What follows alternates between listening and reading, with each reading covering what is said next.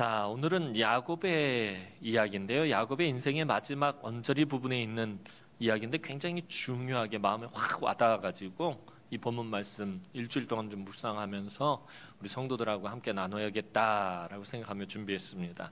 자, 오늘 야곱의 얘기를 통해서 우리 함께 은혜를 나누었으면 좋겠습니다. 오늘 본문은 야곱이 애굽으로 가기 위해 가나안 땅을 떠나는 장면을 보여주고 있습니다. 야곱은 이전에도 가나안 땅을 떠났던 적이 있습니다. 형 에서를 피해서 외삼촌 라반의 집으로 떠났던 적이 있는데 오늘 또다시 가나안 땅을 떠나는 장면을 메우스는 이렇게 보여주고 있습니다. 야곱에게 있어서 그럼 가나안 땅이란 어떤 땅이었을까요?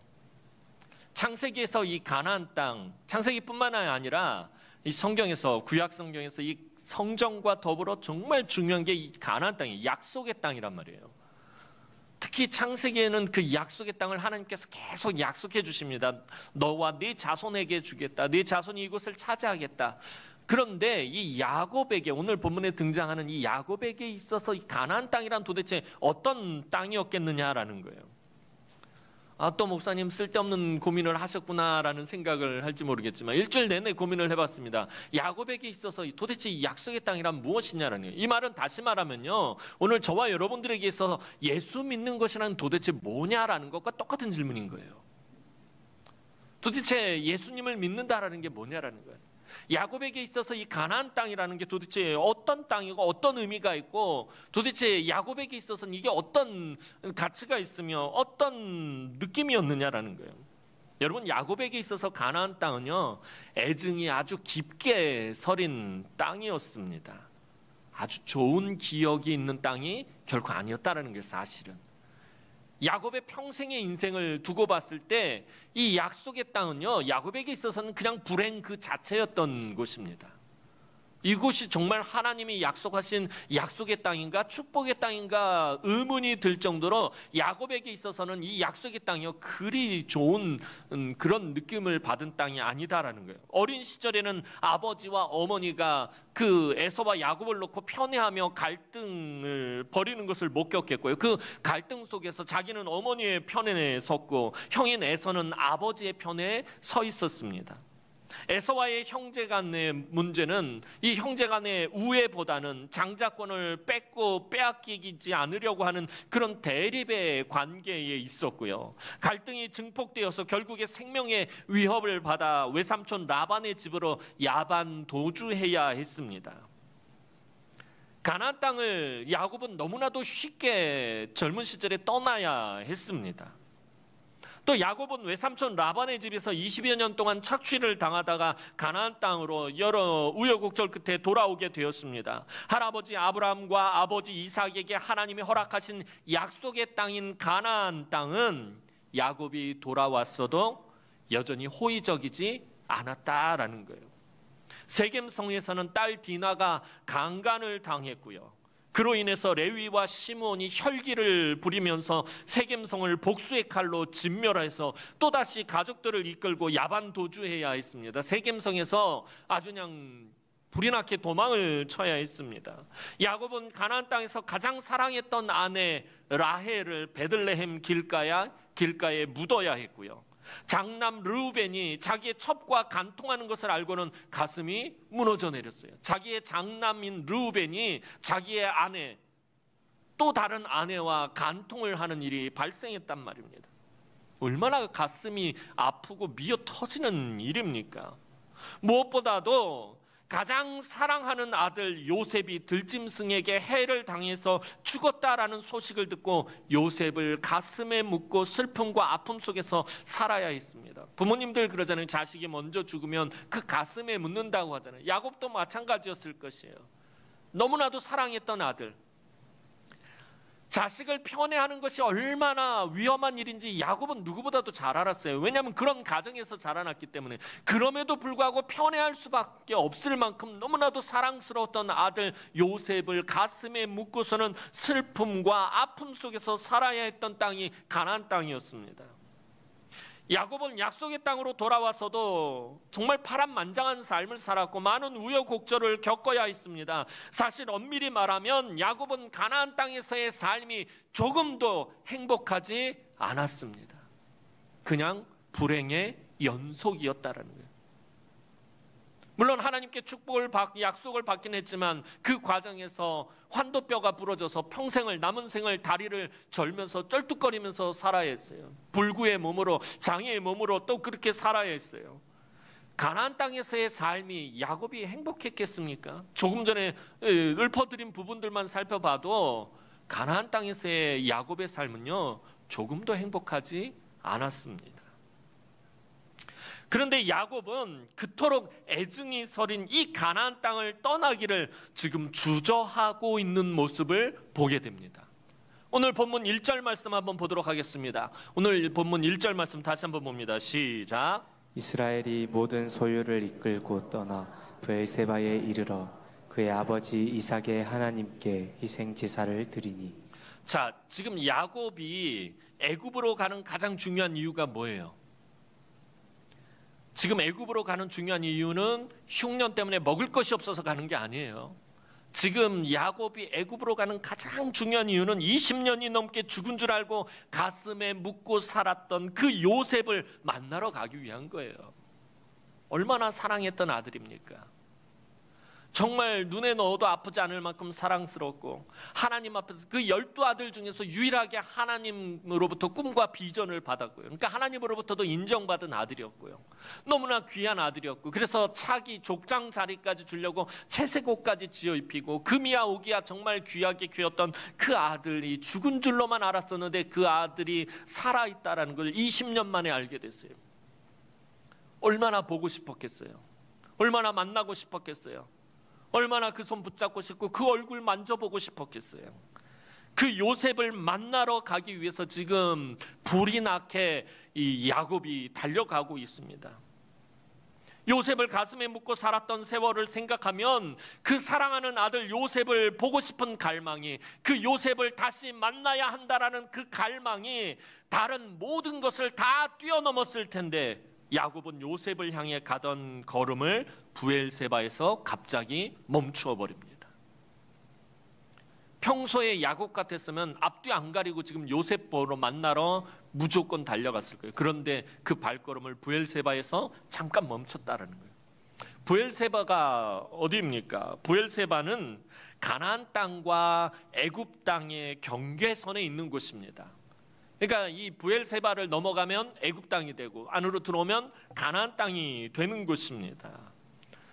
이 브엘세바를 일단 넘어가면 이제부터는 가나안 땅을 떠나서 완전히 애굽의 경내로 들어가게 되는 것입니다. 그런데 야곱은 그곳에서 가던 길을 멈추어 섰습니다. 일단은 그가 나이가 너무 많다라는 것이 문제였습니다. 야곱은 지금 나이가 130세입니다.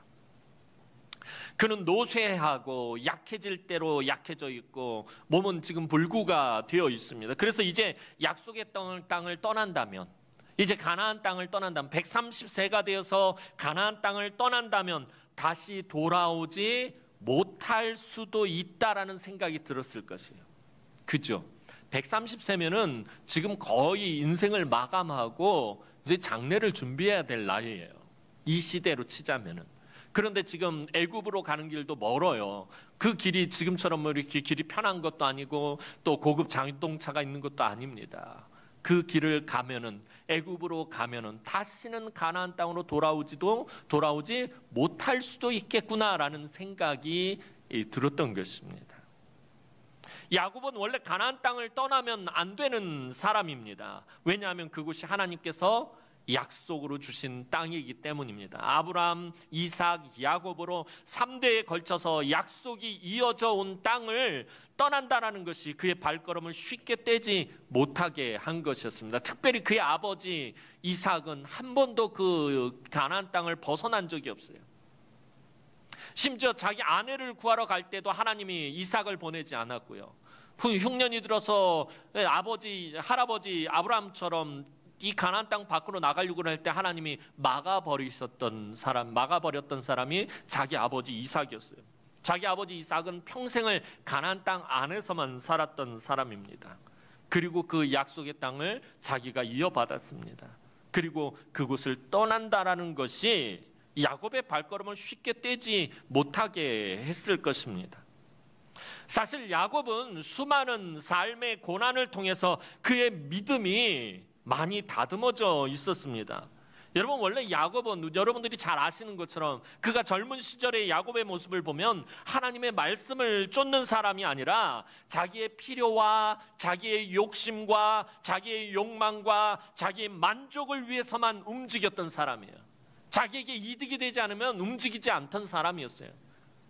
내가 저것을 가져야 되겠다, 내가 저것을 빼앗아야겠다라는 마음을 먹으면은 아주 교묘한 꾀를 내어서라도 그 사람의 뒤통수를 쳐서라도 그것을 빼앗고야만, 속여서라도 빼앗고야만은 사람이었습니다. 그러니까 자기의 필요와 욕심과 만족을 위해서 움직이던 사람이었습니다. 그런데 이제 더 이상 그는 자기의 욕심과 필요와 욕망에 따라서 움직이는 사람이 아니었습니다.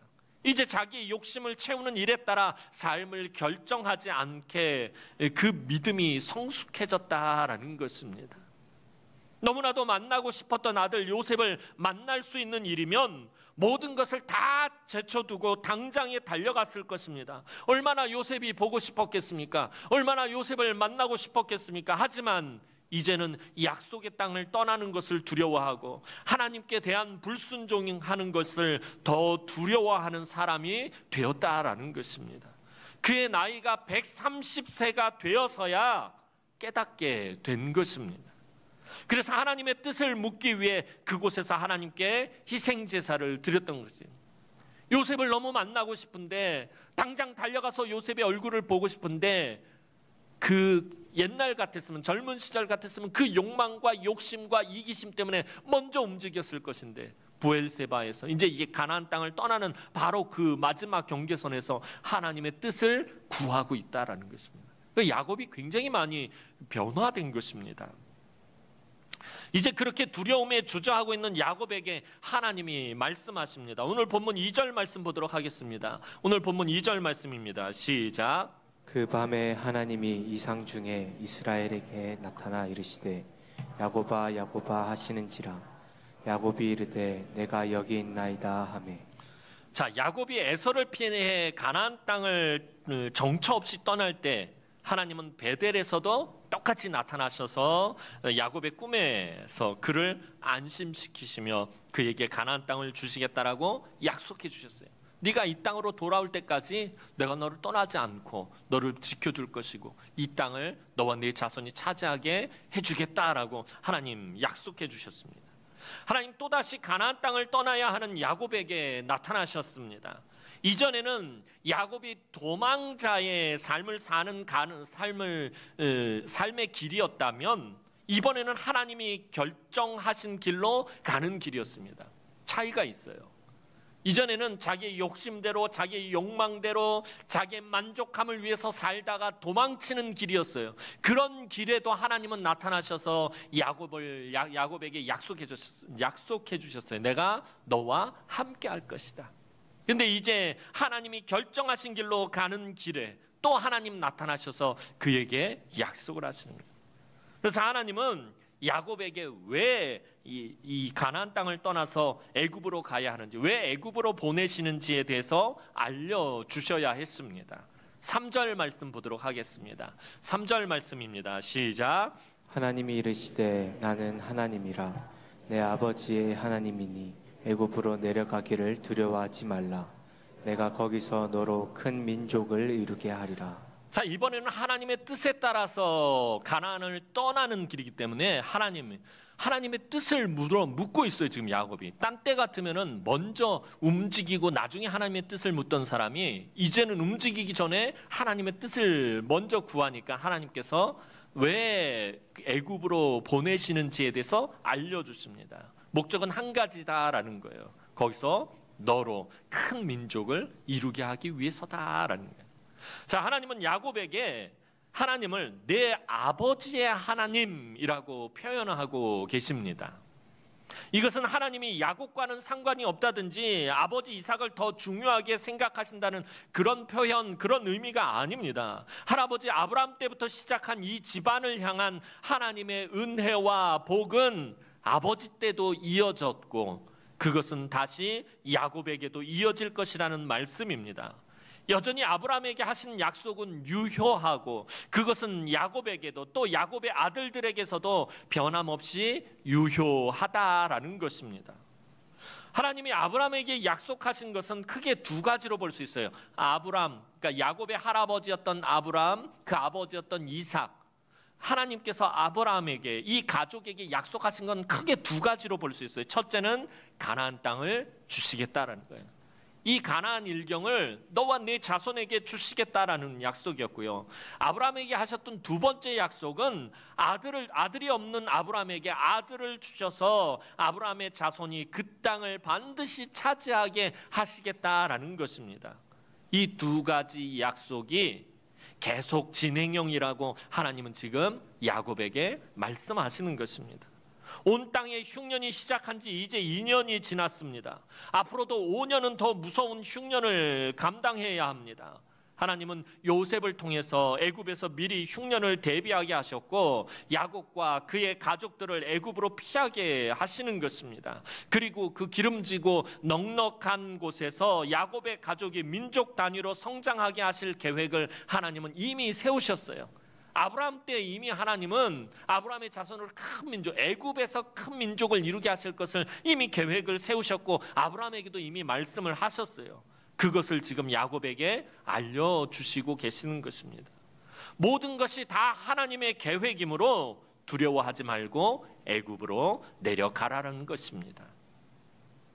그리고 하나님은 두려워하는 야곱의 마음을 안심하게 할 말씀을 주십니다. 오늘 본문 4절 말씀 보도록 하겠습니다. 4절 말씀입니다. 시작. 내가 너와 함께 애굽으로 내려가겠고 반드시 너를 인도하여 다시 올라올 것이며 요셉이 그의 손으로 내 눈을 감기리라 하셨더라. 자, 하나님은 젊은 시절 가나안 땅을 떠나던 야곱에게 아까 말씀드렸던 것처럼 베델에서도 동일한 말씀을 주셨어요.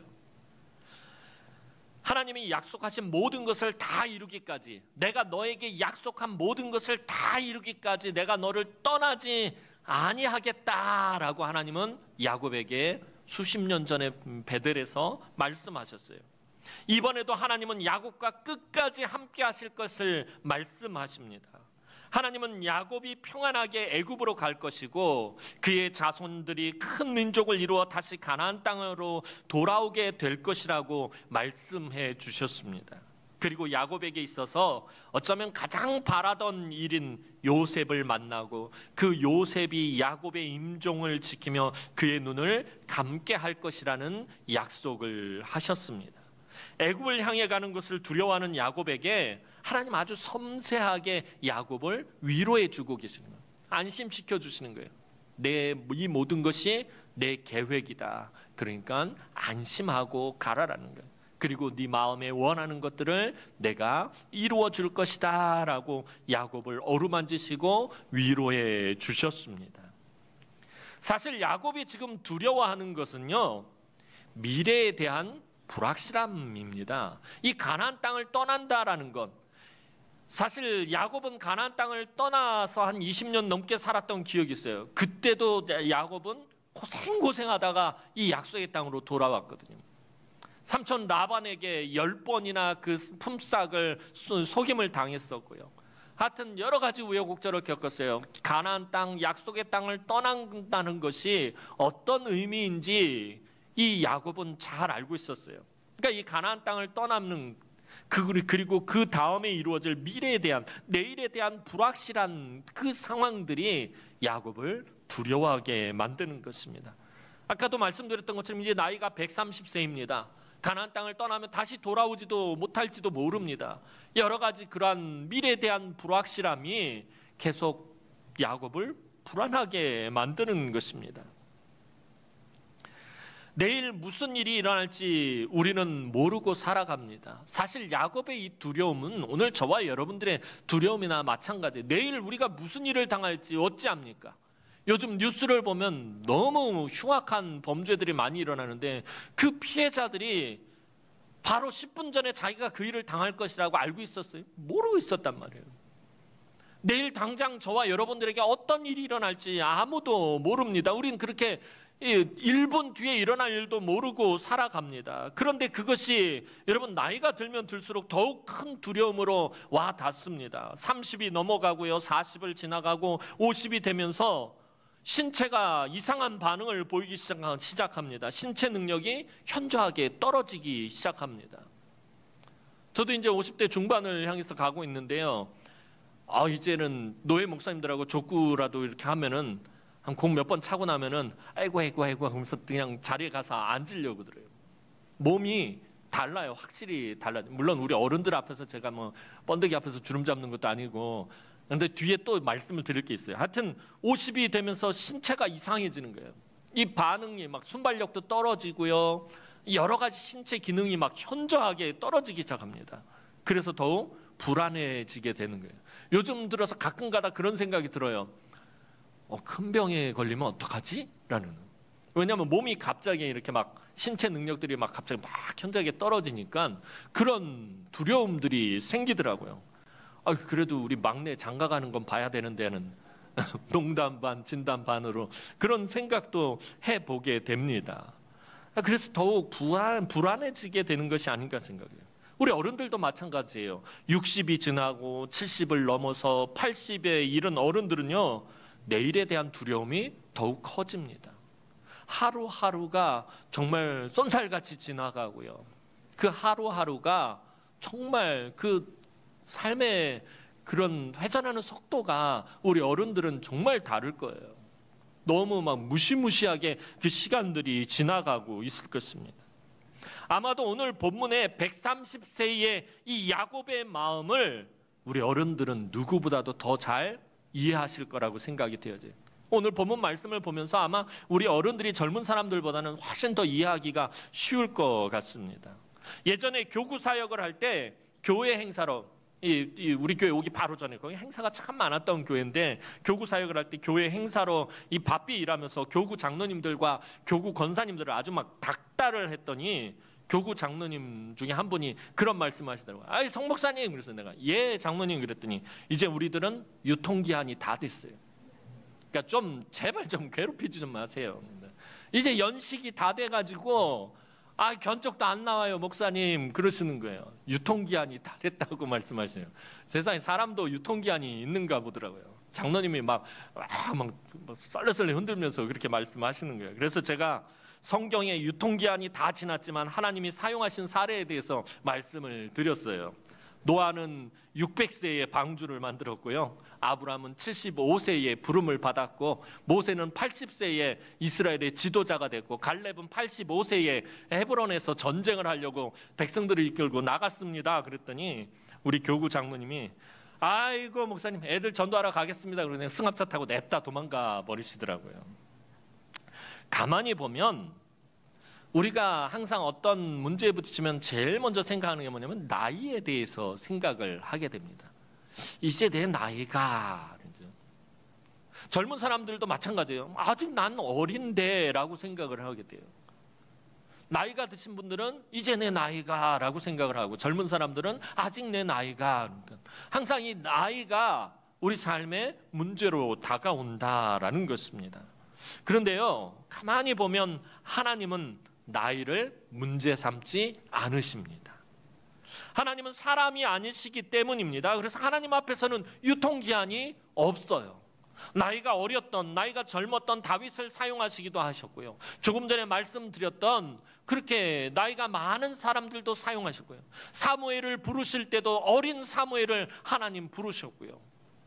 하나님 앞에서는 나이가 아무런 문제가 되지 않는다라는 거예요. 하나님에게는 유통기한도 없고요. 하나님 앞에서는 연식도 중요하지 않다라는 것이에요. 여러분, 사실 젊은 사람이라고 인생이 두렵지 않은 것은 아닙니다. 여러분들의 자녀들, 젊은 사람들, 이제 막 10대, 20대, 30대 쌩쌩하잖아요 라고 생각하지만, 그래서 그들이 인생이 두렵지 않을 것이다 라고 생각해서는 안 돼요. 어리면 상대적으로 힘과 경험과 지식과 능력과 지혜와 물질이 부족합니다. 그래서 삶의 현실의 문제 앞에서 좌절할 때가 많습니다. 대학 입학, 취업, 결혼, 모든 것이 삶의 리얼리티입니다. 우리 청년들이 이 세상으로 나가서 부딪히는 첫 번째 문제가 뭐예요? 현실이라는 거예요. 삶의 리얼리티요. 아, 이게 현실의 삶이구나. 부모님 밑에서 살 때하고는 전혀 다른 이 삶의 스타일에 고전을 면치 못하고 있다는 거예요. 뚫고 나가야 할 이 세상의 현실의 장벽이 너무 두텁고 튼튼합니다. 무슨 말이냐 하면 젊은 시절의 야곱이나 삶이 얼마 남지 않은 노년의 야곱이나 삶이 두렵기는 매 한 가지다라는 것입니다. 삶이 힘들고 고통스럽기는 젊은 시절의 야곱이나 이제 130세가 된 야곱이나 다를 바가 없다라는 것입니다. 그래서 하나님은 젊은 시절의 야곱이나 늙어서 병약한 야곱이나 동일한 약속의 말씀을 주시는 것입니다. 그것은 어떤 약속이셨어요? 동행에 대한 약속이었어요. 함께 하시겠다라는 약속이었어요. 젊은 시절에 미래가 불확실한, 여러분 이제 외삼촌 집으로 야반 도주하는 그 야곱에게 미래라는 것이 있었겠어요? 아무것도 없었어요. 부유한 아버지 밑에서 힘 한 번 들이지 않고 잘 자라났어요. 그때 이제 도망자의 삶을 살아가야 하는, 정말 불확실한 미래를 바라봐야 하는 야곱에게도 하나님은 동행에 대해서 약속해 주셨고, 이제 130세가 되어서 이곳을 떠나면 내가 다시 이 가나안 땅으로 돌아올 수 있을까라는 그런 인생의 마지막 불안감에 잠겨 있는 이 야곱에게도 하나님은 함께 하시겠다라는 동행의 약속을 해 주셨다라는 거예요. 젊은 시절 불확실한 미래에 대한 두려움이 넘쳐날 때도, 또 나이가 들어서 남은 날이 얼마 남지 않았을 때도 하나님은 변함없이 함께 하시겠다라고 약속하셨습니다. 그리고 하나님은 이제 친히 야곱과 함께 애굽으로 내려가겠다라고 약속하셔요. 그전에는 내가 너와 함께 하겠다라고만 말씀하셨는데 오늘 본문에서는 내가 너와 함께 애굽으로 내려가겠다. 내가 너와 지금 함께 내려가겠다라고 약속하신다는 거예요. 4절 말씀 다시 한번 보도록 하겠습니다. 오늘 본문 4절 말씀입니다. 4절 말씀 다시 한번 봅니다. 시작. 내가 너와 함께 애굽으로 내려가겠고 반드시 너를 인도하여 다시 올라올 것이며 요셉이 그의 손으로 내 눈을 내려가겠고, 이 브엘세바에 너를 애굽 가나안 땅을 떠나는 너와 함께 내려가겠다라고 약속하세요. 이 말씀이 은혜가 되고 소망이 되는 것은요, 사실 이 4절 말씀은 야곱에게만 하신 약속이 아니기 때문입니다. 자, 여기서 두 번째 자, 내가 너와 함께 애굽으로 내려가겠고, 이때 첫 번째 너는 야곱을 말해요. 그런데 반드시 너를 인도하여 다시 올라올 것이며 할 때 두 번째 너는 야곱을 의미하는 것이 아니라 이스라엘 자손을 의미하는 말입니다. 다시 애굽에서 나오는 것은 야곱이 아니라 야곱의 자손이기 때문입니다. 하나님은 어떤 방법으로 그들과 함께 하셨는지 밝히지는 않으셨지만 분명히 애굽으로 내려간 야곱과 그의 자손들과 함께 하셨습니다. 하나님 정말 야곱과 함께 애굽으로 내려가셨다라는 것이에요. 그리고 400년 동안 그들과 함께 애굽에 계셨습니다. 애굽으로 내려간 70명의 야곱의 가족이 장정만 60만 명이 되는 큰 민족의 단위가 될 때까지 애굽에서 함께 하시면서 보호하시고 양육하시고 이 야곱의 자손들을 길러내셨습니다. 오늘을 살아가는 저와 여러분에게도 마찬가지입니다. 내가 너와 함께 내려갈 것이다. 이 약속의 말씀보다 더 강력한 은혜와 능력의 말씀이 어디 있겠습니까? 여러분, 하나님이 오늘 저와 여러분들에게 약속하시는 것은 이 한 가지입니다. 내가 너와 함께 하겠다. 여러분, 하나님이 오늘 저와 여러분들에게 약속하신 게 뭐예요? 물질의 복을 약속하신 것도 아니고요, 건강의 복을 약속하신 것 아니고요, 모든 일이 다 잘 되는 만사형통의 복도 아니에요. 예수 믿으면 잘 산다, 부자가 된다, 이건 반쪽짜리라고 제가 누누이 말씀드렸어요. 하나님이 오늘 저와 여러분들에게 약속하신 것은 병이 들지 않을 것이다, 부자가 될 것이다, 하는 일마다 잘 될 것이다, 고난을 만나지 않을 것이다, 이런 약속하시지 않으셨다는 거예요. 하나님이 분명한 음성으로 약속하신 것은 내가 너와 함께 할 것이다는 거예요. 네가 이 땅에서 살아가다가 가난한 삶을 살게 될지도 모른다. 그러나 그래도 난 너와 함께 할 것이고, 네가 이 땅을 살아가다가 죽을 병에 걸릴지도 모른다. 하지만 그래도 난 너와 함께 할 것이고, 네가 이 땅을 살아가다 실패하고 때로는 망하고 때로는 주저앉고 넘어지고 좌절하고 낙심하게 될지 모른다. 하지만 그때라도 나는 너와 함께 할 것이다. 하나님이 약속하신 것은 함께 하시겠다라는 거예요. 오늘 야곱에게도 마찬가지죠. 그 자손에게도 마찬가지고요. 오늘 영적인 이스라엘인, 영적인 아브라함의 자손인 저와 여러분들에게 하나님이 계속해서 약속하시는 것은 너와 함께 갈 것이다 라는 것입니다. 여러분, 이 약속의 말씀보다 더 강력한 은혜와 능력이 어디 있겠느냐라는 거예요. 하나님이 지금 나와 함께 하신다라는 거예요. 하나님의 백성들에게 언제나 우리와 함께 하시는 하나님, 이것이 가장 큰 축복입니다. 그래서 우리가 불확실한 미래, 불안한 내일이 앞에 있어도 한 걸음 한 걸음 나아가는 것입니다. 왜냐하면 하나님이 나와 함께 하시기 때문에. 사랑하는 성도 여러분, 오늘 야곱은 분명히 평소의 야곱과는 아주 다릅니다.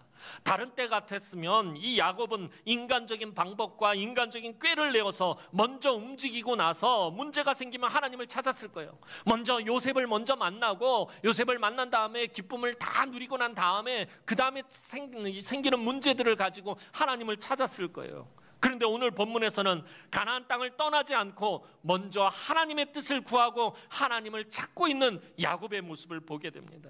그러자 하나님이 나타나셔서 오늘 본문과 같은 약속을 해 주셨어요. 이제 야곱은 늙고 병들고 힘도 없고 다리도 쩔뚝거리며 절고 있으며 온전한 것이라고는 찾아볼 수 없는 그런 상태예요. 130세의 이 야곱.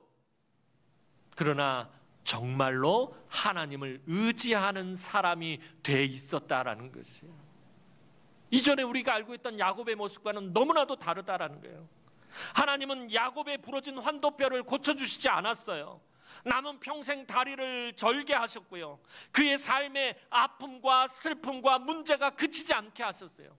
야복강에서 야곱을 축복하신 이후에도 야곱의 삶에는 끊임없이 슬픔과 아픔과 고통의 문제가 계속해서 그치지 않게 하셨다라는 거예요. 나이가 들수록 야곱은 점점 더 약해져만 갔어요. 그러나 하나님은 그렇게 연약한 이 야곱과 늘 함께 하셨다라는 거예요.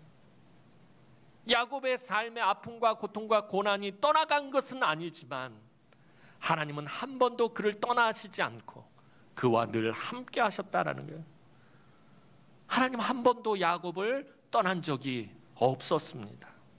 아마도 야곱은 이렇게 연약해지고 이렇게 삶의 고난과 고통이 넘치고 아픔과 슬픔과 괴로움이 끊이지 않음에도 불구하고 하나님이 나와 함께 하신 그 사도 바울이 깨달았던 것을 통해서 깨달았을지도 모릅니다. 왜 이렇게 연약한 나? 왜 이렇게 아픔과 슬픔과 고통이 끊이지 않는 나? 하나님이 나와 함께 하시는 것일까? 사도 바울은 고린도후서 12장 9절 상반절에서 이렇게 말씀합니다. 우리 다 함께 읽어보겠습니다. 시작. 내 은혜가 내게 족하도다. 이는 내 능력이 약한 데서 온전하여짐이라. 이는 내 능력이 약한 데서 온전하여짐이라. 야곱이 약해지면 약해질수록 하나님의 능력이 더 온전하게 나타나는 거예요. 야곱이 약해지면 약해질수록 하나님이 함께 하시는 증거들이 더 나타난다는 거예요. 사랑하는 성도 여러분, 내가 주관할 수 없는 미래를 향해서 걸어가려면 두려움이 앞섭니다. 현실의 벽에 부딪히고 육신이 더욱 노쇠해져 갈 때 누구나 두려움이 앞서게 됩니다. 우리 젊은 청년들도 마찬가지예요. 진학의 문제, 진로의 문제, 취업의 문제, 결혼의 문제, 육아의 문제, 또 앞으로의 그 삶의 모든 문제들, 현실이라는 그 커다란 벽에 자꾸만 부딪힐 때마다 두려움이 앞서게 됩니다. 우리 어른들은 나이가 들수록 몸이 더 쇠약해져 가고 매년 병이 하나씩 더 늘어가고 하루하루의 삶이 정말 너무 쏜살같이 지나가는 그 두려움들. 그런데 하나님은 그 모든 두려움들 속에서 우리 인생의 삶과 아픔 속에서 함께 하시겠다라고 말씀하신다라는 거예요. 우리의 미래는 하나님이 주관하십니다. 우리 앞에 시간이 수십 년이 남았든지 몇 년이 남았든지 아니면 며칠 남지 않았다고 할지라도 하나님은 함께 해주십니다. 이제 막 태어난 아기, 그 아기의 남은 수십 년의 삶도 하나님은 함께 하실 것이고요. 이제 세상을 향해서 막 나가는 젊은 청년들의 그 삶 가운데서도 하나님은 함께 하실 것이고요. 이제 연세가 80, 90이 되어서 이제 남은 날이 얼마 남지 않은 우리 어른들과도 하나님은 끝까지 함께 해 주십니다. 알 수 없는 내일을 향해서 걸어가는 걸음마다 하나님이 손붙잡고 함께 걸어가시겠다라고 말씀하시니 사실 이거보다 더 좋은 것이 어디 있겠느냐라는 거예요. 네가 내려갈 때 함께 내려가겠다. 네가 올라갈 때 함께 올라가겠다. 네가 홀로 외로울 때 바로 내가 곁에 있겠다. 네가 아플 때에 내가 함께 위로하겠다. 네가 눈물 흘릴 때에 네 옆에서 눈물 닦아주겠다. 네가 홀로 걸어갈 때에 내가 함께 짐을 져주겠다. 하나님은 오늘 야곱의 이야기를 통해서 우리에게 이렇게 말씀하시는 것이에요. 네가 삶의 어떤 상황 가운데 있을지라도 내가 함께 하겠다. 내일 당장 죽는다 해도 내가 그 죽는 순간까지 함께하고 너를 손을 붙잡고 내 나라로 올릴 것이다. 하나님 약속하고 계신다는 거예요. 여러분, 야곱의 나머지 삶이 어떻게 되었을까요? 여러분, 야곱은 그렇게 가기를 두려워했던 애굽에서 17년을 더 살게 됩니다. 그런데 그 애굽에서의 17년이 야곱의 인생에서 가장 행복했던 시간이다라는 거예요. 아이러니하게도 가나안 땅에서 가장 불행한 삶을 살았던 야곱이 이 브엘세바에서 하나님의 뜻을 구하고 하나님의 말씀에 따라서 애굽으로 가서 살았던 그 애굽에서의 17년이 야곱은 가장 행복한 시간이었다라는 거예요. 엄마의 뱃속에서부터 치열한 삶을 시작한 지 130년 만에 행복한 삶이었습니다. 하나님이 끝까지 함께 하심으로 그의 마지막 17년은 너무나도 행복했다라는 거예요. 자손들이 애굽에서 번성하고 번창하며 큰 민족으로 커가는 것을 목격했어요. 하나님이 말씀하신 것이 그대로 이루어지는 것을 목격합니다. 자기의 자손들이 12아들의 그 아들들의 아들들이 번성하고 번창하는 것을 자기의 눈으로 목격했어요. 그리고 자기가 자기의 12아들로 인한 12지파에 대해서 예언하고 축복하게 됩니다. 자기 아들들은 한 사람 한 사람의 이름을 불러가면서 그들에 대해서 예언을 하고요, 그들에 대해서 축복을 합니다. 그리고 요셉이 그의 눈을, 마지막 눈을 감겨줍니다. 그 사랑했던 아들, 그렇게 사랑했던 아내 라헬이 낳은 그 아들 요셉이 자기 임종을 지키며 자기의 눈을 감겨줍니다. 또 그의 장례식은 어떠합니까? 온 애굽이 함께합니다. 온 애굽의 백성들이 야곱의 장례에 함께하고 한 달 동안 곡을 합니다. 통곡을 하며 눈물을 흘려주었습니다. 엄마의 뱃속에서부터 그 모든 것을 그 손에 움켜쥐려고 했던 야곱은 그 마지막을 아름답게 잘 마쳤다라는 거예요. 지난 130년의 야곱의 삶이 어땠어요? 행복한 적이 없었어요. 엄마의 뱃속에서부터 형 에서와 다투고 형 에서의 발뒤꿈치를 붙잡고 태어날 수, 엄마의 뱃속에서부터 치열한 삶을 살아왔다는 거예요. 모든 것을 움켜쥐기 위해서 욕심과 욕망으로 살아왔던 야곱이 그 마지막을 아름답게 잘 마쳤다라는 거예요.